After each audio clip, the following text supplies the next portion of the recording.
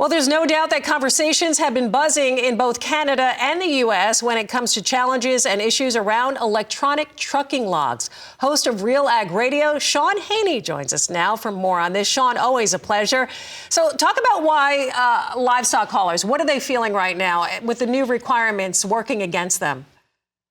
Hey, great to be with you here this morning. So I would say after being at the cattle convention, talking to both NCBA and the Canadian Cattle Association, there's concern here for livestock haulers that their situation in hauling live animals is different than, say, somebody that's hauling boxed beef or hauling bicycles to the nearest Walmart. So electronic logbooks have been put in place, and it's effective as of January 1st of 23. And this was in an effort to increase safety on the roads, which I think everybody can get their head wrapped around, but it's coming with unintended consequences. And as I mentioned, hauling cattle and livestock is different than hauling a load of grain.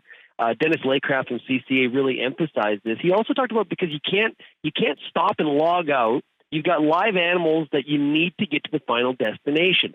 And because it's based on time and not miles driven, weather, especially in the winter, the northern tier, the western Canadian prairies as examples, weather can be brutal in the wintertime. And so people have to slow down, which means they actually get less, they get, I guess, shorter distances in a given time period. And there was also concerns expressed from both NCBA and CCA officials talking about, does this push people to drive faster so they can get to the destination, which is not necessarily increasing road safety. Right, I was going to say, then you're looking at safety issues as there.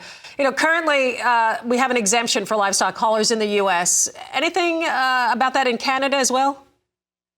Well, there's currently not an exemption. The CCA has been consulting with the trucking industry and found out that this is an area that there needs to be more of a prop put under it, so to speak. So, as you mentioned, there is an exemption in the U.S. until September of 23. But when I did talk to Kent Backus from NCBA, he talked about how the future is kind of unclear on whether that exemption just gets rolled over or it just disappears altogether. So this is an area where on both sides of the border, livestock groups need to get in front of policymakers and explain some of the unintended consequences of these electronic logbooks as it pertains to the hauling of live animals. Absolutely, Sean. Great insight. Host of Real Ag Radio, Sean Haney, always a pleasure. You can catch Sean on his show, Real Ag Radio, which airs 4:30 p.m. Eastern weekdays on Rural Radio Channel 147. That's on Sirius XM. And, of course, love talking to him here on Market Day Report. He'll be back with us tomorrow.